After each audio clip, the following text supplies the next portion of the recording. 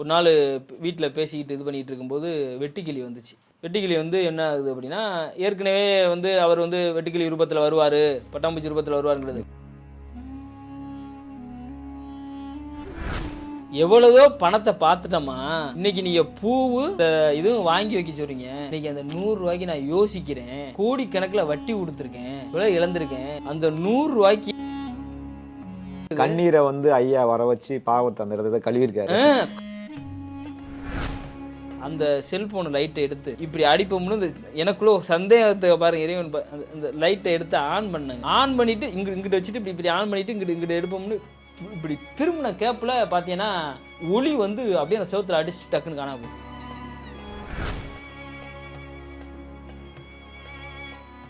கணக்கப்பட்டி மண்ணை மிதிச்சு அங்க இரவு தங்கியிருக்கீங்கல்ல? ஆமா. அந்த அனுபவங்கள் சொல்லிங்கய்யா. அங்க எப்படி சாமி பார்த்தீங்க, அந்த உணர்வுலாம் வந்தது, எப்படி அங்க நடந்த நிகழ்வுலாம் சொல்லுங்க.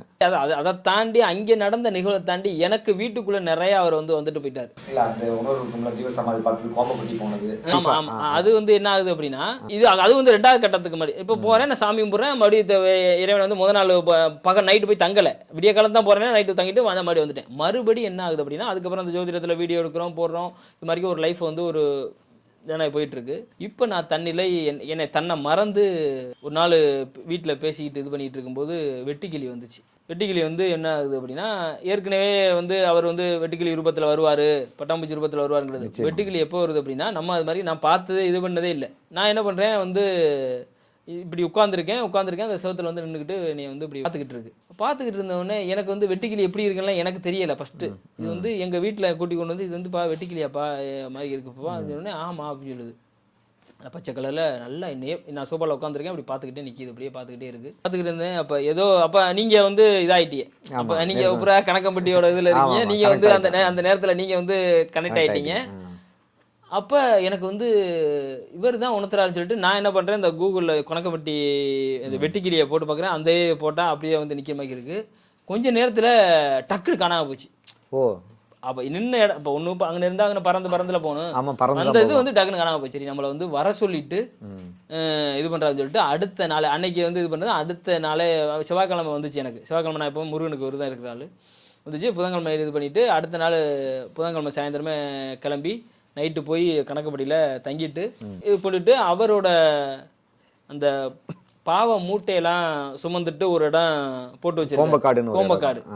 அதுக்கப்புறம் அங்கே போகும் சொல்லிட்டு அங்கே எப்படின்னா, எனக்கு வந்து எப்பவுமே தனியாக சாமி கும்பிட்றதுல தான் எனக்கு வந்து நல்ல ஒரு ஈடுபாடு. எனக்கு இப்போ எப்படின்னா, எனக்கு வந்து இந்த கூட்டத்தில் கும்பிட்றது இது பண்ணுறதுலாம் எனக்கு வந்து எப்பவுமே எனக்கு வந்து அந்த இறைவனை வந்து இது பண்ணுறதுல எனக்கு வந்து இது இருக்கும். எனக்கு அந்த தள்ளுறது, போகிறது, நெருக்கிக்கிட்டு போகிறது, இதெல்லாம் வந்து எனக்கு வந்து அந்த எனக்கு இதாக ஒத்து வராது, பிடிக்காது. இறைவன் அப்போ தான் உணர முடியுங்கிறத நான் ஃபீல் பண்ணுவேன். அப்போ என்ன இறைவன் வந்து அந்த இடத்துக்கு, ஏன்னா நம்ம என்ன பாவம் பண்ணியிருக்கோமோ இந்த பூமியில் பிறந்து ஏகப்பட்ட கஷ்டத்தை சந்தித்து வாழ்ந்துக்கிட்டு இருக்கோம். அப்போ அந்த இடத்துக்கு போகிறதுக்கு இது கிடைக்கிது, நம்ம வந்து போகிறோம். அங்கே போன உடனே அதுலேயும் அந்த கிணறு சுற்றிட்டு அந்த அம்மா என்ன சொல்கிறாங்க அப்படின்னா, நான் மட்டும்தான் பாருங்கள், நான் வந்து எப்பவுமே தனியாக கும்பிட்றாள். அன்றைக்கி போகிறேன், யாருமே இல்லை. இங்கே கூட்டம் இருந்துச்சு. அங்கே ஒரு ஆள் கூட வேற யாருமே இல்லை. நான் இருக்கேன், ஒரு அம்மா இருக்காங்க, இந்த பூஜை பண்ணி கொடுக்குறதுக்கு இந்த ஒரு அம்மா இருக்காங்க. அங்கே ஒரு சில வச்சு இந்த பாவ மூட்டையெல்லாம் ஒரு 8 அடிக்கு போட்டு வச்சு இது பண்ணி வச்சிருக்கேன். போனேன், அந்த கிணறை சுற்றிட்டு வாங்க, தீர்த்த கிணறை சுற்றிட்டு வர சொன்னாங்க. நான் போய் சுற்றிட்டு இது பண்ணிட்டு வந்தேன். அங்கேருந்து என்ன பண்ணுது, ஒரு நாய் உடியாந்து என்னமோ எனக்கு கரெக்டாக அந்த அவரோட இது இருக்குது, சிலையெல்லாம் வச்சு அந்த இது பீடம் இருக்குல்ல, அதுலேருந்து உடியாந்து என்னை வந்து பார்த்துட்டு என் பின்னாடியே என்னை தூக்கி அக்கிக்கிட்டு என்னை வந்து முத்தம் கொடுக்குற மாதிரி இது பண்ணுது. சின்ன நல்லா தடவை கொடுத்துட்டு திருப்பி உள்ளே போனேன். உள்ளே போயிட்டு இது பண்ணேன் என்கிட்ட.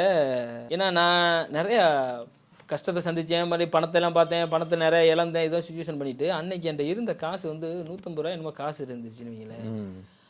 ஆட்டோக்காரருக்கு காசு வந்து 150 ரூபா தான் பேசி வர்றேன். 150 ரூபா 160 ரூபா இருந்துச்சுன்னு நினைக்கிறேன். 10 ரூபா என்னமோ மிச்சம் வந்துச்சு. 150 தான் பேசி வரேன் அவர்கிட்ட. பேசிட்டு கொண்டு போய் பஸ் ஸ்டாப்பில் விடணும்னு சொல்லிட்டு அந்த காசு தான் என்கிட்ட இருக்குது. அப்போ இது பண்ணோன்னே அந்த அம்மா என்ன சொல்லுது அப்படின்னா, இந்த பூவும் இந்த இதுவும் வாங்கி போடுங்கப்பா, நீ ஏன் வந்திருக்கிய, இந்த பூவும் இந்த இது பன்னீர் அந்த இது வாங்கி வச்சின்னா ஐயாவுக்கு அபிஷேகம் பண்ணுவேன் அப்படின்னு அந்த அம்மா சொல்லுது. யாரும் நீங்கள் இங்கே வந்து நீங்கள் இதான் வரீங்க அப்படின்னு சொன்னோன்னே அந்த அம்மாட்ட சொல்கிறேன், இங்கே வந்து இந்த இதெல்லாம் பாவ மூட்டையெல்லாம் இது பண்ணி அது எதுவும் எந்த வழியாக அமைஞ்சனோடனே அப்போ அதுக்கு கீழே போட்டு தான் இது பண்ணி வச்சுட்டு அதுக்கு மேலே தான் ஐயாவோட சிலை இருக்குது. அப்போ என்ன ஆகுது அப்படின்னா என்ன சொல்கிறாங்க, அந்த அம்மா சொன்ன உடனே நான் போய் வந்து சாமி கும்பிட்டுட்டு இது பண்ணிவிட்டு போகிறேன்.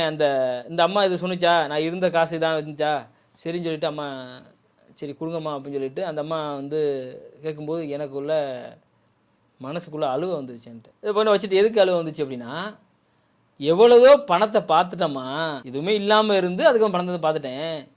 இன்றைக்கி நீங்கள் பூவு அந்த இதுவும் வாங்கி வைக்க சொல்கிறீங்க, இன்றைக்கி அந்த 100 ரூபாய்க்கு நான் யோசிக்கிறேன். நான் கோடிக்கணக்கில் வட்டி கொடுத்துருக்கேன், இவ்வளோ இழந்திருக்கேன். அந்த 100 ரூபாய்க்கு நான் இன்றைக்கி நான் உங்கள்கிட்ட யோசிக்கிறேன் அப்படின்னு சொல்லிட்டு இது பண்ணிட்டு வந்துட்டு அந்த அந்த இதை திறந்து அந்த அந்த கீழே அந்த இருக்கிற குமிஞ்சி பார்த்தா தெரியுமா, பார்த்த உடனே கத்திட்டேங்க, பயங்கரமாக கத்திட்டேன்.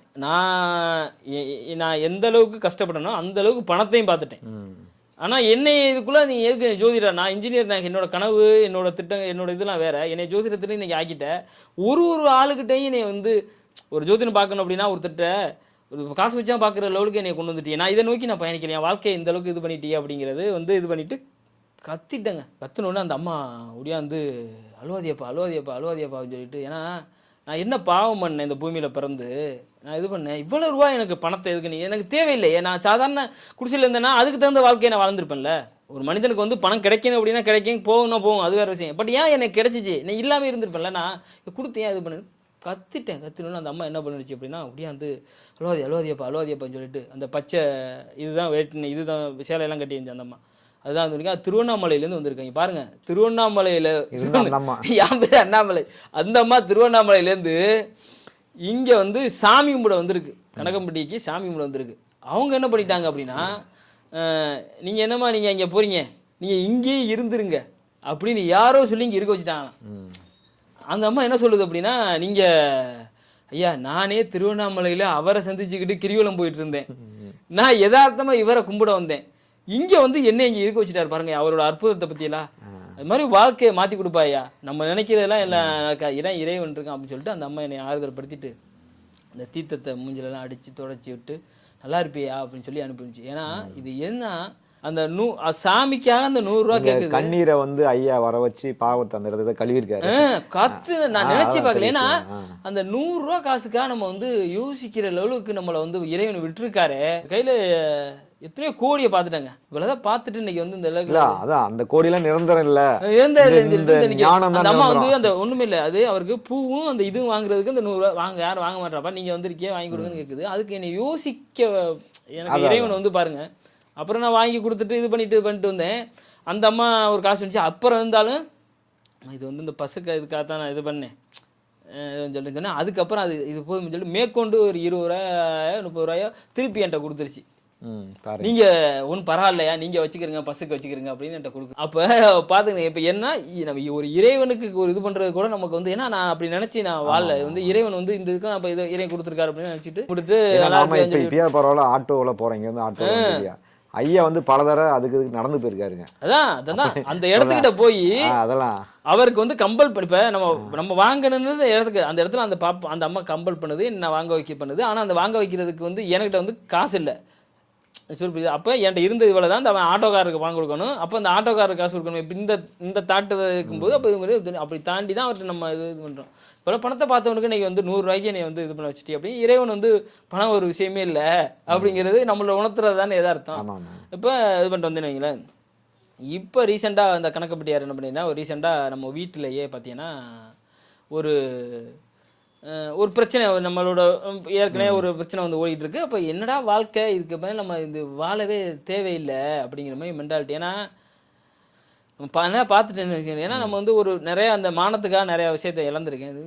யோசிச்சுட்டு ஒரு தன்னிலை மறந்து என்னோட ரூமில் போய் உட்காந்துட்டு இது பண்ணும்போது ஒரு வெட்டுக்கிளி என்ன பண்ணுது, இப்போ ரீசெண்டாக நடந்த ஒரு 4 நாளைக்கு முன்னாடி வெட்டுக்கிளி வந்து என்னை வந்து பார்க்குது ரூமுக்குள்ளே. அந்த இடத்துக்குள்ள எல்லா சேனல் எல்லாமே அடைச்சிருக்குங்க, அது வர்றதுக்கு உள்ள எதுவுமே வராது. அது என்ன அப்படின்னா நம்மளை கண் நோக்கி பாக்குங்க, அது மட்டும் இருக்காது. நான் பல தடவை உணர்ந்திருக்கேன், உங்க கண் நோக்கி அதை நேருக்கு நேர் இப்படி உட்கார்ந்துருக்கேன், இப்படி பாக்குது, இந்த பொசிஷன்ல இருந்து பாக்குது. பாக்குது அந்த இடத்துக்கிட்ட எந்த இதுவும் வண்டோ பூச்சி வர்றதுக்கு வேலையில எல்லா சேனல் எல்லாம் சாத்தி தான் இருக்கு, எதுவுமே இல்லைன்னு இல்லை. இப்படி வந்து பார்க்குது. பார்த்த உடனே நான் என்ன பண்ணுறேன், எனக்குள்ள ஒரு சந்தேகம் வந்துட்டு, இது உண்மையிலே வெட்டுக்கிளி தானா? சின்னதாக தான் வந்துச்சு. வெட்டுக்கிளி நிறைய வடிவங்கள் இருக்கும், வேற நான் சொல்றேன். நான் எனக்குன்னா, ஏன்னா அந்த இடத்துக்கிட்ட அது வர்றதுக்கு வாய்ப்பு இல்லை. ஏன்னா அந்த இடத்துல எந்த பூச்சி எதுவும் வர்றது இல்லை. எனக்குள்ள ஒரு சந்தேகம் என்ன அப்படின்னா, லைட் நான் தான் அப்போ நான் எப்போனா ஒப்பனை சொன்னால் இனிமேல் வாழ்க்கையே வேணாங்கிற விரக்திக்கு வரேன் அந்த நேரத்தில். ஏன்னா நான் அது மாதிரி சந்திச்சது இல்லை.